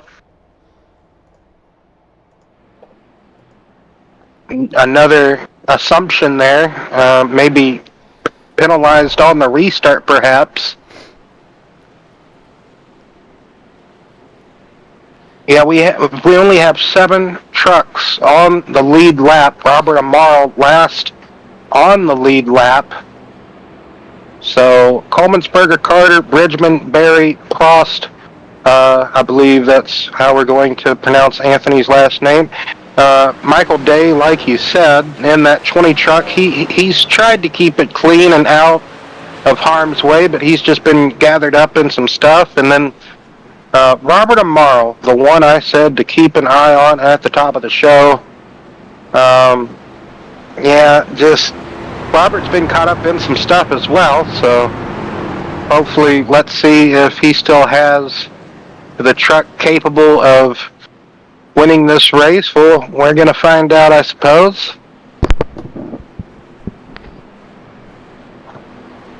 Yes, sir. So this will be first attempt at the green-white checkered, fifth caution of the evening, unwinding here as they're coming down the back straightaway. Lights are out on the Chevy Silverado iRacing pace truck. So looks like Bridgman.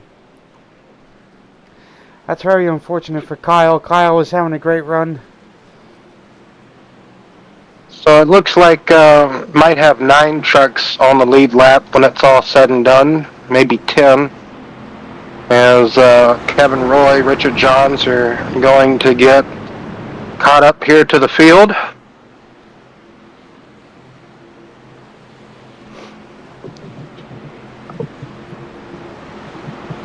Anything can still happen, though. There's still trucks cycling on track, so that means, caution could still happen. Let's see how aggressive these truckers may still get.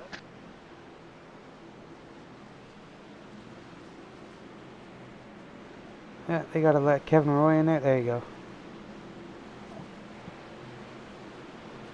What is Jaden doing? Well, he's trying to get in behind the 51 and into position, but green flag waving back in the air. Jim Coleman'sberger leads them away on this restart. Jacob Carter tried to time it just as well as he could, as the 3 trucks on the bottom are going to try to tandem up and get in line there, it looks like. Anthony Prost, who has been pushing people pretty good all day, and Philip Bridgman, who, like we mentioned earlier, pretty good pusher himself, trying to at least push Jim out to a little bit of a lead here. Albert Amaro and Richard Johns getting back in line here.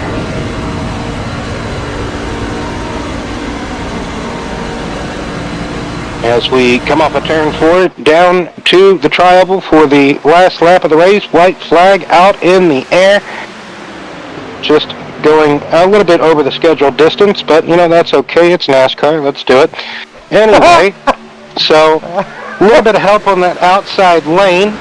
You have the 22, the 9, and the 20, and the 51. Inside, you have the 11, 2, and 6, and 77. So 2 lanes going at it, and it's just a whole gaggle now, diving into turn 3 and 4 for the final time. You have Mark Berry trying to give Jacob Carter a really good shove. Philip Bridgman, big wreck right behind them. They stack up coming off of turn 4. Here they come to the tri-oval. Who's it going to be? Jacob Carter's in the lead. Looks like Jacob Carter wins here the season opener at Daytona for the BNR Truck Series. And Mark Berry, I do believe, gets second. Yes. Man, that's close. Mark Berry and Jim Coleman'sberger are like tied for second. Philip Bridgman, Michael Day rounds out the top 5. You got Anthony Prost and Jaden Sanchez, that's the top 7. And Kevin Roy, Robert Amaro, Richard Johns, that's the top 10 unofficially. As that big gaggle that we saw going into turns 3 and 4, we knew something was going to have to give, and sure enough, they transpired to wreck off of turn 4, going through turn 4, and this photo finish here for second place, man, just incredible finish. Like I said earlier, Daytona always seems to provide some incredible finishes, and man, we had the Richard Johns grinding on the wall. Let's go back, look at this crash here. Looks like Robert Amaro was kind of put 3 wide, and he was trying to go somewhere with it. He had help, he thought, I guess, from Kevin Roy, and Kevin Roy couldn't get there, and Robert kind of banged a little bit, and then that gap just kind of closed up, and man, that's kind of a vicious crash too. You Oh got yeah. Richard riding on top of who is that? I couldn't tell. Kyle Gooden. Oh man. Anywho, so Jim, talk to Jim. those are the qualifying results. Oh, yes. We don't need that. We need race results. Haha. There you go. Wow.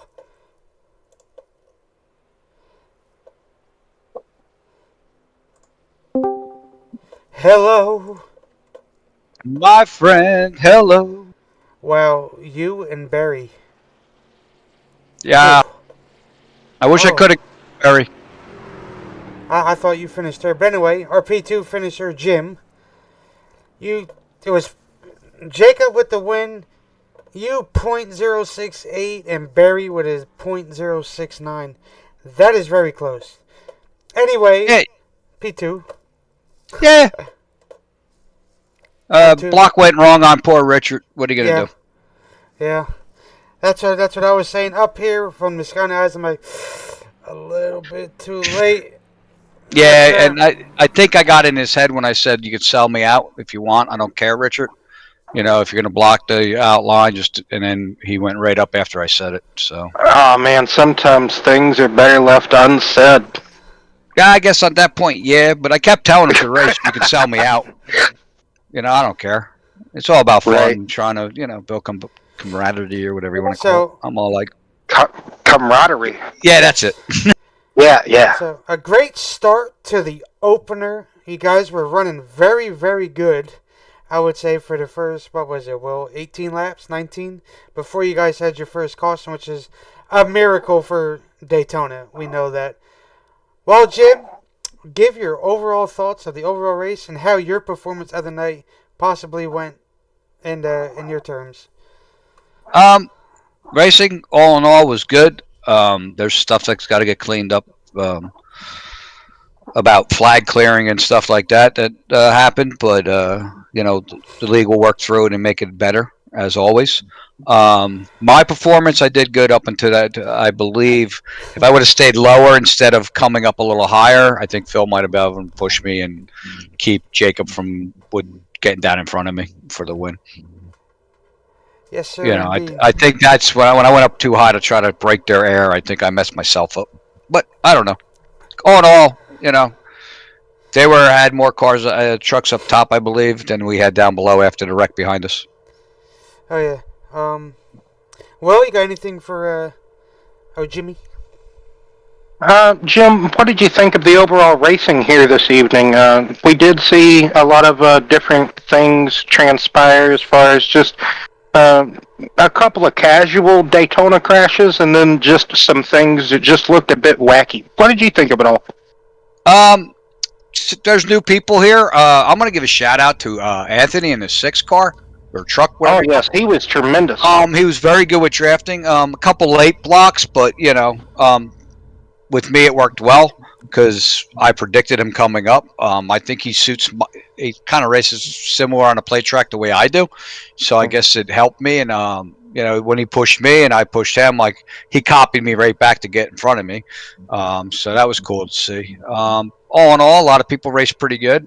Some people are learning, but other than that, I thought the racing tonight, there was a lot of respect. In all honesty, there was a lot of respect out here. A couple crazy things, but nothing that I would worry about. Right. Well, next week, if you're here next week, if you are, it's Las Vegas. What's kind of the thought and mindset going into that somewhat bumpy mile and a half? Best thing I can tell you is you got to try to, not kill your right front, and just stay consistent. Get into a good momentum. A lot of people don't realize how much of a momentum track Vegas is, in my opinion. Fun track. I hope. Well, I have a board meeting because that's the 12th, right, or 13th. Yeah, I got a board meeting, so I'll be at work probably till like 9, 10 o'clock. So I'll probably miss it, unfortunately. But other than that, I wish everybody luck and moving forward. Yes, sir. Well, Jim, good to see you here tonight anyway, and also congratulations on that P2, that podium run that you had tonight. Strong finish for the strong run you had. Yeah, I appreciate it, man, and I appreciate all the work you guys do up top, putting this out there for whoever watches, and when we watch later, before we all go to bed. I'm sure everybody that raced in this is going to watch the broadcast, and that's cool that you guys do this, and I appreciate it. Yes, sir. Well- Another round for you Thursday at Daytona. Looking So- forward to it. Yeah, that's in the Xfinity cars. Yeah. They're fun. LS, yes. I'm sorry, Will. I didn't mean to cut you off, but good. Oh, no, everything's great. Go ahead, Jim. Any shout-outs or anything else you'd like to add, Jim? Well, Sorry, we all Jim. know I'm going to shout out Candace, my wife. She's awesome. I'm able to do all this because of her, So I really, truly, I'm very fortunate with having Candace as my wife and partner, and best friend. So biggest shout out goes to her. There you go. And of course, a shout out to the BNR guys that deal with all of our crazy shenanigans day in and day out. Hey, we love it. That's the reason why you guys are still here. All the excitement Yes, sir. out on track. Yeah, today was definitely eventful before the race. I thought it built up a lot of camaraderie for this race. We had a good time before the race, too. So it's definitely been a very fun day, fun evening, and it was good. Yes, sir. Well, all right, sir. Hopefully, talk to you again on Thursday. Hopefully, maybe same position or maybe one up. So that's always good. But all right, sir. I'm gonna get you back up there, and best luck to you. Thank you, sir. Thanks again, guys. Yep, You did a great job. Thank you. All right, Mark Berry. Mr. Berry, actually it shows you P2. I don't know why it's showing Jim. Mr. Berry, you got a copy. Yes. Well, what an eventful night for you. I would say. A lot of up and downs, a lot of close calls. We rode on board with you a lot. Very, very, very close finish from you and Jim. Unfortunately, you got him, but according to my results here, I don't think it updated yet. It's so confused because of the close finish. It doesn't know which one is second or third. Yes, but technically, Mark finished second according to my actual results. So, Mark, a P2. Very close finish, you and Jim, .068 to a .069. Sir, why don't you go ahead and give us an overall thoughts of how your race went and everybody out here tonight with the newbies and all that other great shenanigans that had happened. Yeah, it was actually a really fun race tonight. Just thought everything, we only didn't have that many cautions there towards the end. It's just, matter of just staying up high, getting a good push, and try to push the 22 car all the way around the track and eventually push him out there for the win. There you go. Well, you got anything for Mark? Mark, you said not a lot of cautions. Were you kind of expecting maybe more to come, or just to see maybe one or two more cautions, perhaps?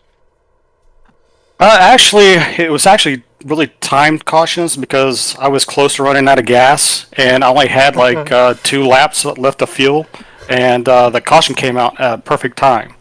Then later in the race, that last yellow, everybody was pitting to top off for fuel, and again, I only had just enough gas to get to the finish. Well, Mark, we saw you in a couple of incidences that really the last major crash that did occur to bring out the green-white checker there. You actually got hit. Did you not really sustain a lot of damage? It was mainly just it looked worse than what it was, perhaps? I don't think I had a lot of damage. The truck drove just fine. Like I said, I just went to the outside and just try to stay there and keep pushing. Well, when you were in racing scenarios tonight and you were able to battle for position, you weren't really, just being patient riding around. What did you think of the overall racing, Mark? I think a lot of people really showed a lot of patience tonight. I know I was just trying to not do a whole lot of bump drafting early in the race, and I just kind of waited until the last quarter of the race and just try to position myself and just try to stay out of the trouble. But I think overall everybody did a great job tonight, racing close and doing a lot of bump drafting, and I thought everything went pretty good. Well, next week is going to be Las Vegas, that mile and a half out there in Vegas. What would you, if you are able to be here next week, what's kind of the mindset or maybe the strategy going into Vegas? I just think pit stops were always a key. If you have a lot of green flag pit stops, always seems like your pit strategy is pretty much the key, and just and try to save your tires, tire management and gas. I think that'll help you get to victory. Well, Mark, is there any shout outs or anything else you'd like to add about this race here this evening, Mark? Yeah, I just think all the guys did really good tonight. We got a lot of new people, and I think everybody did a really good job. Like I said, not a whole lot of yellows. Congratulations to the 22 car. Did a really good job. All right, Mark. Well, congratulations yourself on that P2-3, whichever position you kind of did finish there because of how close it was with Jim. That epic photo finish there for second. Basically, you guys just kind of tied there, it seems. But good finish here this evening. You had one heck of a race, and hopefully see you next week at Las Vegas. All right, thanks a lot, and I'll be there. Yes, sir. Last but not least,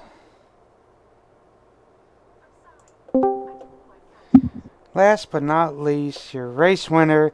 I'm sure his butthole clenched there at the end, because hell, mine would have. Man, that's graphic. Anyway, so Jacob. Hello. Hello. Help me out here. I got this guy up here with me. So Jacob, it seems like that strategy that you had, just riding around, being patient, not really wanting to necessarily be up front, it actually did pay off for you because, we're talking to you, and it, you won this race, and kind of dramatic fashion in a sense. That green white checkered really was very nail biting for a sense. Why don't you talk about it there? Quite a chuckle. I don't know what to say. Honestly, I wasn't in no position to win until Richard got taken out, and I've been working my butt off going back up the field, making sure I've been clean and making sure I'm not taking nobody out. But man, I don't know what to say. It's just emotional roller coaster Again. because it was clinching because I thought he was going to turn me, but he said he was trying to get the air off of me, and it didn't work. God. This kind of reminds me of about a season or two ago, whenever, what was it, you won like a bunch of the races to start off the season in like all three series, I think it was. I think you won like two of the three races at Daytona that BNR had. I think you won the truck and then you won the cup race, I think. I'm Really trying to remember that. There was one week that I went through all of them. I won Yeah. truck, Xfinity, and the Cup, but that was back Yeah, in I like think- that was back at 21. I'm pretty sure 22. Oh, that's right. Yeah, It was you were here. before. Yeah. Yeah, it was before yeah, the that's what next gen came. Before before all the chaos had happened. Well, shall we anyway, say. Jacob, Yeah. next week is Las Vegas. Are you going to be here for Las Vegas? I am. Okay, so, that's kind of a bumpy mile and a half in turns 1 and 2, and 3 and 4, it's kind of its own character. But what would kind of be the expectations and the strategy going into Vegas, Jacob? Probably the same thing. Got a win locked in, and honestly, I'm not really trying to push anything else. We're still doing the win-in situation, right? Yes. Okay, so like I said, if I get up to the front and maybe all the races I'm in the top 10 or somewhere, top 5, somewhere in there, I'm not going to be pushing too hard this season, just to kind of get back into the groove. Yes, I won Daytona, but turning left on a big old, mile track, nothing compared to getting the brakes a little hot at Las Vegas. So it's definitely going to be a challenging situation, and keeping the nose clean and keeping allies out there. What did you think of all the racing here this evening at Daytona? Oh, I loved To it. start. I loved how aggressive kind of everybody was being, but also being patient at the same time.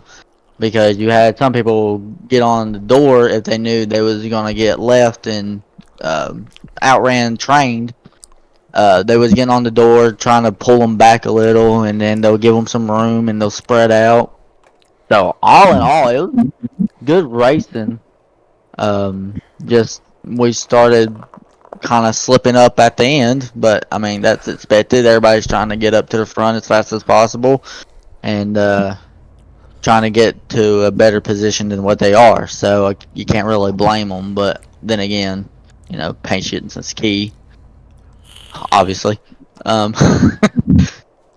But yeah, it was awesome. I loved it. Loved every minute of it. Well, it was a very interesting race for the most part, I would have to say, for the entire, for just about the entire time. Anything else you'd like to add, Jacob, or maybe give some shout-outs there before we let you go? Honestly, don't have. So the only reason I'm in this paint scheme today is because I couldn't make a paint scheme because of the trading paints update. They won't let you do anything until they know further notice. Like they update everything. So honestly, I can't really thank any sponsors because they're not on my car. So, yeah. My sponsor Haviland and Mighty Oil Filters and Chevron for sponsoring the Haviland brand and keeping all y'all's cars safe and clean. Yes, sir. Well, congratulations on the win here this evening. Kind of a hard-fought victory, to say the least. Hopefully, see you next week at Vegas, where you can go get them again. Yeah. Jacob. Yes, I will be here all week, so sit back and enjoy. There you go. Yep, that's the plan. All right, sir. All right, fellas. Go celebrate it out, and don't get too plastered because I do believe you got work tomorrow, so don't want to do that. All right, buddy. All right, buddy. See y'all, bud. Yeah, I'll get you back out there. All right, well, you can close her out if you want. I can. Don't matter to me. Cubs are throwing a no-hitter in 4 innings against the Angels currently. Anyway, yes, for Brian Hunt, myself, William Roberts, we'd like to thank each and every one of you for coming out and joining us this evening for the opening race of the BNR Truck Series season here on the BNR Racing Network. Like Brian was saying earlier, later on, just in a couple of days, Thursday, we will be back bringing you the Xfinity action from Daytona. So BNR Xfinity Series at Daytona will be Thursday, same time, same channel. And until then, we hope everybody has